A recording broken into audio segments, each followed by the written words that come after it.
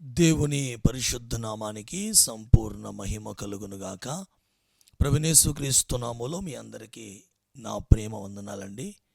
దేవుని మహాకృపలో ఎంతో కన్నీటి ప్రార్థనలతో వాక్యాధారాలతో చేస్తున్న ఈ వీడియోస్ని మీరు ఎంతగానో ఆదరిస్తూ ప్రోత్సహిస్తున్నందుకు మీ అందరికీ నేను నిండు కృతజ్ఞుడండి. మరి తప్పక చేస్తున్న ఈ ఉపదేశాలు మీరు ఆఖరి వరకు చూడండి, పూర్తిగా వినండి. మీరు ఆఖరి వరకు చూస్తే, పూర్తిగా వింటే మీకు మంచి సబ్జెక్ట్ పూర్తిగా అర్థమవుద్ది. కనుక చాలామంది మరి ఏదైనా డౌట్స్ ఉంటే నాకు వాయిస్ మెసేజ్, మీ యొక్క మరి ప్రశ్నలను వాయిస్ మెసేజ్ పంపిస్తే ప్రార్థనాపూర్వకంగా వాక్య జ్ఞానాలతో, వాక్య ఆధారాలతో మీకు వాటిని నిరూపిస్తూ ఆ విషయాలు మీకు తెలియపరుస్తాను. అలాగే ఈ రోజున ఒక అద్భుతమైన ప్రశ్న మరొక సహోదరులు అడిగారండి. మరి ఆ సహోదరులు అడిగినటువంటి ఆ ప్రశ్న ఏంటో మీకు మొదట వినిపిస్తాను. ఆ తదుపరి మనము దేవుని వాక్యాల్లో శ్రేష్టమైన సంగతులు గ్రహిద్దాం. అయ్యగారు వందనాలండి. ప్రైజులాడు అయ్యగారు. అయ్యగారు మీరు చేస్తున్న వీడియోలన్నీ చూస్తున్నామండి. చాలా బాగా వాక్యాధారాలతో వివరిస్తున్నారు. చాలా బాగున్నాయండి వీడియోస్. నా క్వశ్చన్ ఏంటంటే, ఒక చిన్న క్వశ్చన్ ఉందండి, దానికి కూడా మీరు ఖచ్చితంగా వీడియో చేస్తారని అనుకుంటున్నాను. క్రైస్తవులు సినిమాలు చూడొచ్చా, సీరియల్ చూడొచ్చా?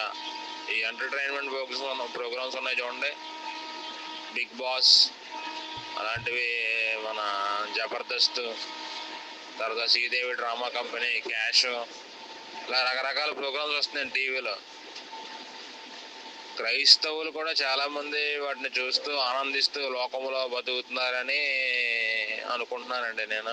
దీని గురించి కూడా మీరు ఒక వీడియో చేసి మంచిగా వివరిస్తారని ఆశిస్తున్నాను. దేవునికి మహిమ కలుగునుగాక. మరి సహోదరులు ఒక అద్భుతమైన ప్రశ్న వేశారండి. ఒకటి, క్రైస్తవులు సినిమాలు చూడవచ్చా? 2, క్రైస్తవులు కామెడీ షోలు, రకరకాల కామెడీ షోలు బుల్లితెరలో వస్తున్నాయి కదా, వాటిని చూడవచ్చా అని ఈ 2 ప్రశ్నలు మరి మనం తీసుకుందాం. ఈ 2 ప్రశ్నలు వేశారు.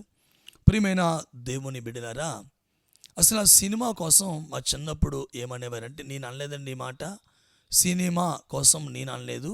మా చిన్నప్పుడు చాలామంది పెద్దలు సినిమా కోసం ఏమంటూ ఉండేవారంటే, సినిమా అంటే సి అంటే సిగ్గు లేనిదని, నీ అంటే నీతి లేనిదని, మా అంటే మంచితనము ఏదీ లేదని, లేక మనస్సాక్షిని చంపుకున్నదని కొంతమంది పెద్దలు, గురువులు లాంటి వారు, పెద్దలు లాంటి వారు ఇట్లా మాట్లాడుతూ ఉండేవారు. కానీ ఇప్పుడు కాలంలో అట్లాంటి స్థితి లేదు.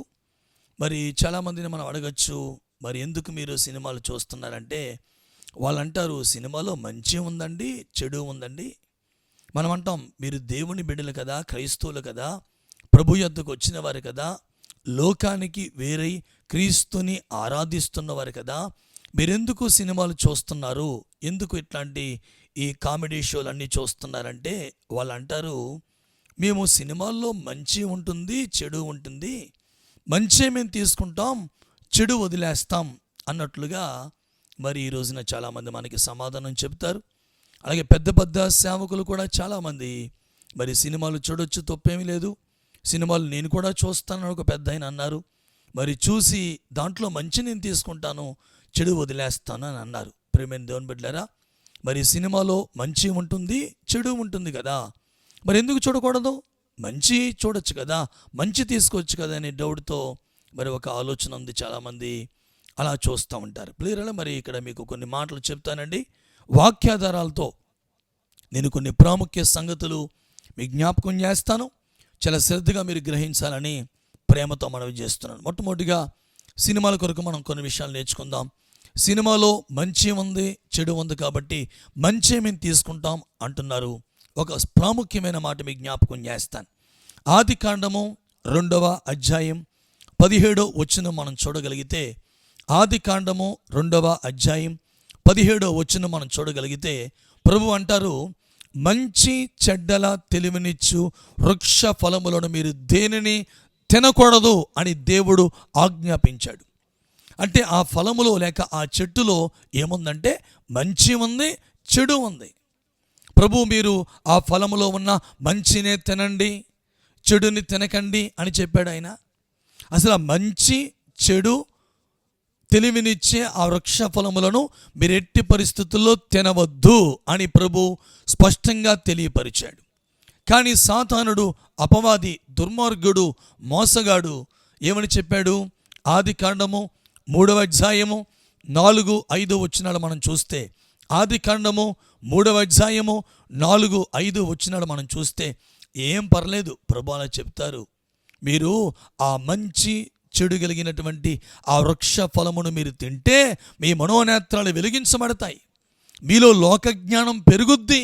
ఈరోజు చాలామంది సినిమాలు ఎందుకు చూస్తున్నారంటే, లోకజ్ఞానం పెరగద్దండి, మాకు లోకజ్ఞానం రావద్దా, లోకజ్ఞానం మేము తెలుసుకోవద్దా అని సమయాన్ని వ్యర్థంగా గడిపేస్తున్నారు. సాతానుగాడు చెప్పాడు, మంచి చెడుల తెలివినిచ్చే ఆ వృక్ష ఫలాన్ని మీరు తింటే మీ నేత్రాలు వెలిగించబడతాయి, మీకు లోక జ్ఞానం వస్తుంది, మీరు దేవతల వలె మారిపోతారని వాడు అబద్ధమాడారు. ఎప్పుడైతే ఈ సైతానుగాడు అబద్ధమాడాడో వెంటనే ఆదామవ్వలు ఆ మంచి చెడుల్ని తెలియపరిచే లేక తెలివినిచ్చే ఆ వృక్ష ఫలాన్ని కోసుకుంది అవ్వమ్మ. ఇప్పుడు నా ప్రశ్న, అవ్వమ్మ ఆ ఫలాన్ని కోసి ఆ ఫలాన్ని కొరకగానే మంచి మాత్రమే తినిందండి? మంచి మాత్రమే తినిందా? ఎప్పుడైతే ఆ వృక్ష ఫలాన్ని చూసిందో కంటికి రమ్యమైన దానిగా కనబడిందంట. వెంటనే ఆ ఫలము తినగానే వారి మనోనేత్రాలు వెలిగించబడ్డాయి, వారిలోనికి మంచి చెడులు రెండునూ ప్రవేశించినాయి. చెడు కూడా ప్రవేశించేసింది వారిలోకి. తన యొక్క భర్తకి ఇచ్చింది, తన భర్త కూడా తిన్నాడు, తన భర్త మనోనేత్రాలు వెలిగించబడ్డాయి.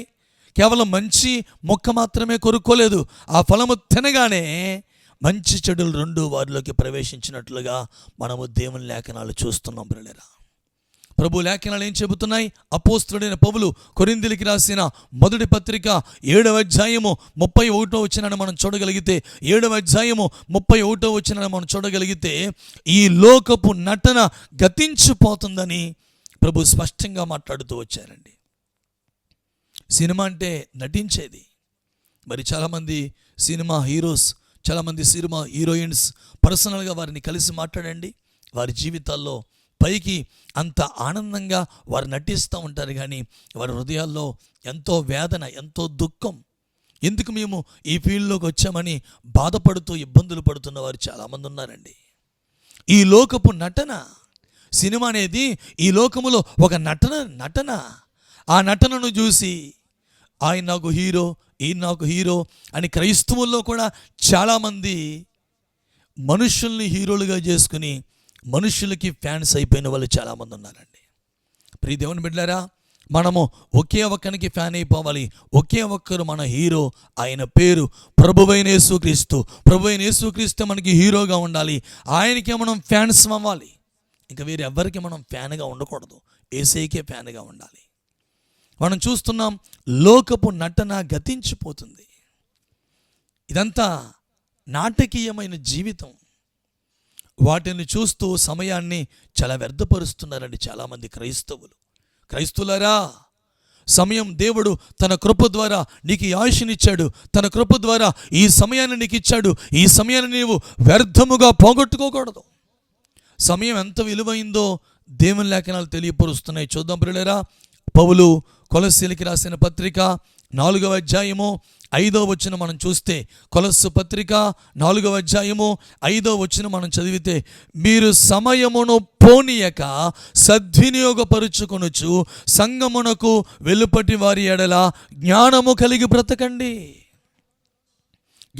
గంటలు సినిమాలు, గంటలు సీరియళ్ళు, గంటలు కామెడీ షోస్ చూస్తూ మీ సమయాన్ని ఎందుకు వ్యర్థపరుచుకుంటున్నారు? ఆ సమయంలో ప్రార్థన చేయండి, వాక్యాన్ని ధ్యానించండి. అద్భుతమైన అభిషక్తులు తెలియపరిచిన వర్తమానాలు అనేకమైనవి యూట్యూబ్లో అందుబాటులో ఉండగా అద్భుతంగా దేవుని వాక్యములను, దేవుని ఉపదేశములను వినండి. ఆత్మ సంబంధంగా బలపరుచుకునే దినాలివి. ఆత్మ సంబంధంగా దేవునిలో మన జీవితాలు కట్టుకునే సమయం ఇది. ఆ సమయాన్ని మీరు వ్యర్థపరచొద్దని దేవుని లేఖనాలు తెలియపరుస్తున్నాయి. ఎఫెసు పత్రిక 5వ అధ్యాయం 15వ వచనంలో దైవజనుడైన పౌలు ఏం చెప్పారండి? ఎఫెసు పత్రిక 5వ అధ్యాయము 15వ వచనంలో, మీరు సమయమును పోనీయక సద్వినియోగపరుచుకొనొచ్చు, అజ్ఞానుల వలె కాక జ్ఞానుల వలె మీరు నడుచుకోమని చెప్పాడు. అంటే జ్ఞానము కలిగిన వారు సినిమాలు చూస్తూ, సీరియల్ చూస్తూ, కామెడీ షోస్ చూస్తూ, షార్ట్ వీడియోలు చూస్తూ తమ సమయాన్ని వ్యర్థపరుచుకోరండి. జ్ఞానము కలిగిన వారై సమయమును సద్వినియోగపరుచుకుంటారు. రాబోయే దినములకు, రాబోయే కాలానికి మంచి పునాది వేసుకుంటూ జ్ఞానము కలిగిన వారిగా వారు భక్తిలో సాగిపోతారు. ఈ రోజున ప్రియ స్నేహితుడా, ఎందుకు సమయాన్ని వ్యర్థపరుచుకుంటున్నావు? ప్రియ సహోదరుడా, ఎందుకు సమయాన్ని వ్యర్థపరుచుకుంటున్నావు? సినిమాలతో సమయం అంతా పాడు చేసుకుంటున్నావు. Serial, comedy shows. అసలు ఆ కామెడీ షోస్ కోసం బైబిల్ స్పష్టంగా చెప్పిందండి. కామెడీ షోస్ కోసం బైబిల్ తప్పకుండా చెప్పింది, ఖచ్చితంగా చెప్పింది. చూడండి, కీర్తన గ్రంథం 1వ కీర్తన 1 నుండి 3 వచనాలు మనం చదివితే, దుష్టుల ఆలోచన చొప్పున నడువక, పాపుల మార్గములో నిలువక, అపహాసకులు కూర్చుండే స్థలములో నీవు కూర్చోవద్దు. కామెడీ, ఎక్కడైతే కామెడీ జరుగుతుందో ఆ కామెడీ జరిగే స్థలములో నీవు కూర్చోవద్దు. కామెడీ షోస్ నీవు చూడవద్దు అంటే ఏమన్నారు? అపహాసకులు కూర్చుండే స్థలములో మీరు కూర్చుండక, యెహోవా ధర్మశాస్త్రమైన దేవుని వాక్యమును దీవారాత్రులు ధ్యానించువాడు ధన్యుడు, అతడు నీటి కాలువల వారన నాటబడినదై ఆకు వాడక తన కాలమునందు ఫలమునిచ్చే చెట్టు వలె ఉంటాడట. కామెడీ షోస్ చూస్తూ ఎన్నో గంటలు నీ జీవితంలో సమయాన్ని వ్యర్థపరుస్తున్నావు. ఇదిగో, అపహాసకులు ఉండే స్థలములో మీరు కూర్చోవద్దు. కామెడీ షోస్ మీరు చూడవద్దు. కమెడియన్స్గా మీరు మారవద్దు. కమెడియన్స్కి మీరు సపోర్ట్ చేయవద్దు. ఆ స్థలములో మీరు కూర్చోకుండా దీవారాత్రులు సమయం ఉన్నంత వరకు దేవుని వాక్యాన్ని చదవండి, దేవుని వాక్యాన్ని ప్రేమించండి, దేవుని వాక్యాన్ని వినండి, దేవుని వాక్యాన్ని ధ్యానించండి. అప్పుడు నీ కుటుంబాన్ని దేవుడు ఆశీర్వాదకరంగా మారుస్తాడంట. నీ ఆకు ఎండిపోదు. నీ జీవితం ఎప్పుడు ఎండిపోకుండా, నీ కుటుంబము ఎప్పుడు ఎండిపోకుండా నీవు ఫలములిచ్చే బిడ్డగా మార్చబడతావు. నీ ఫలములను నీవు అనుభవించడం మాత్రమే కాదు, అనేకులకు ఫలమునిచ్చే బిడ్డగా ఉంటామని స్పష్టంగా దేవుని వాక్యం తెలియపరుస్తుంది. ప్రియులారా, ఇంకా ఎంతకాలం సమయాన్ని వ్యర్థపరుచుకుంటారు? ఎంతకాలం సినిమాలు, సీరియళ్ళు, షార్ట్ వీడియోస్ అంటూ? విచారకరం, చాలామంది దైవజనులు కూడానండి. ఒక రోజున ఒక ముఖ్యమైన విషయం నిమిత్తమై ఓ కుర్రవాడు వేరే సంఘానికి వెళ్తాడు. ఆ అబ్బాయి ఇప్పటికి అక్కడికి వెళ్తున్నాడు. చిన్ననాటి మా సండే స్కూల్కి వచ్చేవాడు ఆ బాబు. మరి ఒకసారి నా దగ్గరికి వచ్చి కొన్ని మాటలు మాట్లాడుతున్నప్పుడు, ఒక చిన్న ప్రేయర్ ఉంటే వస్తావు తమ్ముడు, ఖాళీగా ఉన్నావు కదంటే వస్తానని అన్నాడు. ఆ ప్రేయర్లో పరిశుద్ధాత్ముడు మాట్లాడుతున్నాడు. సినిమాలు చూడకూడదు, సీరియల్ చూడకూడదు, సమయాన్ని వ్యర్థపరచుకోకూడదు, క్రైస్తవునికి సమయం చాలా ప్రాముఖ్యమైంది అని మాట్లాడుతుంటే ఆ కోడికి అయిపోగానే వచ్చి అన్నాడన్నా, ఏంటి కామెడీ షోస్ చూడకూడదన్నా? నేను, మా అమ్మగారు, మా పాస్టర్ గారు, మా సంఘంలో సంఘ పెద్దలు మేమందరం కలిసి, మా పాస్టర్ గారి ఇల్లు చాలా పెద్దదన్నా, దాంట్లో ఒక థియేటర్ లాగా పెద్ద స్క్రీన్ టీవీ ఉంటుంది, చాలా పెద్దది అది. దాని ముందు మేము కూర్చుని చాలాసార్లు మేము కామెడీ ప్రోగ్రామ్స్, జబర్దస్త్ ఇవన్నీ చూస్తూ ఉంటామన్నా, చూడకూడదా అని ఆ కుర్రోడు అనేసరికి నేను చాలా విచారపడ్డాను. ఆయన రాజమండ్రిలో గొప్ప దైవజనులు, చాలా పెద్ద దైవజనులు. ఈ రోజున చాలామంది సేవకురాండ్రులు కూడా ప్రాముఖ్యంగా ఈ టీవీలకి, సెల్ ఫోన్స్కి బానిసలుగా మారిపోయారు. కామెడీ షోస్కి బానిసలు అయిపోయారండి. సమయాన్ని వ్యర్థపరుచుకుంటున్నారు పిల్లరా. సినిమాలు చూడకూడదు, సీరియళ్ళు చూడకూడదు, కామెడీ షోస్ని చూడకూడదని దేవుని లేఖనాలు స్పష్టంగా తెలియపరుస్తున్నాయి పిల్లరా. ఇంకా మనం చూద్దామా? ఎంత భయంకరమైన మరి ఉగ్రత పాలైపోతామో. అట్లాంటి అల్లరితో కూడిన ఆటపాటలు మనం చూస్తే ఎంత భయంకర దీనవస్థగా ఉన్నట్లుగా ప్రభు లెక్కేస్తారో మనం చూస్తాం పిల్లరా.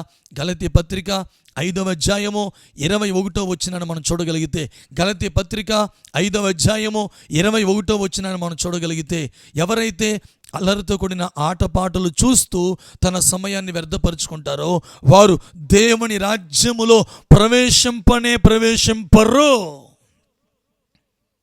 ఏం పర్లేదు, తప్పేమంది, మంచి మేము తీసుకుంటాం, చెడు మేము చూడం, చెడు మేము తీసుకోం, టీవీలు చూస్తే తప్పేమంది, సీరియల్ చూస్తే తప్పేమంది, సినిమాలు చూస్తే తప్పేమంది, పలానా పాస్టర్ గారు సినిమాలు చూస్తున్నాడంట, పలానా సేవకురాలు కామెడీ షోస్ వస్తుందంట, మేము చూస్తే తప్పేముంటుందని మనుషుల్ని మాదిరి పెట్టుకుంటున్నావా? ప్రభు లేఖనాలు తెలియపరుస్తున్నాయి. ప్రియమైన దేవుని ప్రజలారా, ప్రియ క్రైస్తవులారా, గలతీ 5:21 చెబుతున్నాడు, ఎవరైతే అల్లరితో కూడిన ఆటపాటలతో తమ సమయాన్ని వ్యర్థపరుస్తారో వారు దేవుని రాజ్యాన్ని స్వాధీనపరుచుకోలేరు, దేవుని రాజ్యములో ప్రవేశింపలేరు, దేవుని రాజ్యమును స్వతంత్రించుకోలేరు అని స్పష్టంగా దేవుని లేఖనాలు తెలియపరుస్తున్నాయి. మరొక విషయం జ్ఞాపకం చేస్తానండి. పౌలు రోమీయులకు రాసిన పత్రిక 13వ అధ్యాయం 13వ వచనం చూస్తే, పౌలు రోమీయులకు రాసిన పత్రిక 13వ అధ్యాయం 13వ వచనాన్ని చూస్తే, అల్లరితో కూడిన ఆటపాటలు చూసేవారు మర్యాదగా నడుచుకోలేరట. కాబట్టి మీరు వాటిని చూడక పగటి యందు నడుచుకున్నట్లుగా మర్యాద కలిగి నడుచుకోండి, మీరు వీటికి దూరంగా ఉండండి అని చాలా సందర్భాలు చెప్పాడు. వాటిల్లో ఒకటి ఏంటంటే, అల్లరితో కూడిన ఆటపాటలు చూస్తున్నవారు, వాటిని చేస్తున్నవారు మర్యాదగా నడుచుకోలేరు. పగటి యందు నడిచినట్లుగా నడవలేరు, చీకటిలోనే చీకటి సంబంధులుగా వారి బ్రతుకులు వ్యర్థపరుచుకుంటారని దేవుని లేఖనాలు తెలియపరుస్తున్నాయి. ప్రియులారా, మరో మాట జ్ఞాపకం చేస్తాను. పేతురు రాసిన మొదటి పత్రిక 4వ అధ్యాయం 3వ వచనం మనం చూడగలిగితే, పేతురు రాసిన మొదటి పత్రిక 4వ అధ్యాయం 3వ వచనం మనం చూడగలిగితే, ఇలాగూ అల్లరితో కూడిన ఆటపాటలతో జీవించడానికి గతించిన కాలమే సరిపోయింది. నువ్వు గత జీవితం క్రీస్తు యొద్దకు రాకముందు ఇవన్నీ చూసావు, ఇవన్నీ చేసావు, కానీ ఇప్పుడు యేసుక్రీస్తు యొద్దకు వచ్చావు, ప్రేమగల దేవుని యొద్దకు వచ్చావు. నిన్ను కంట్రోల్ చేసుకోవాలి, నీ సమయాన్ని జాగ్రత్తగా వాడుకోవాలి.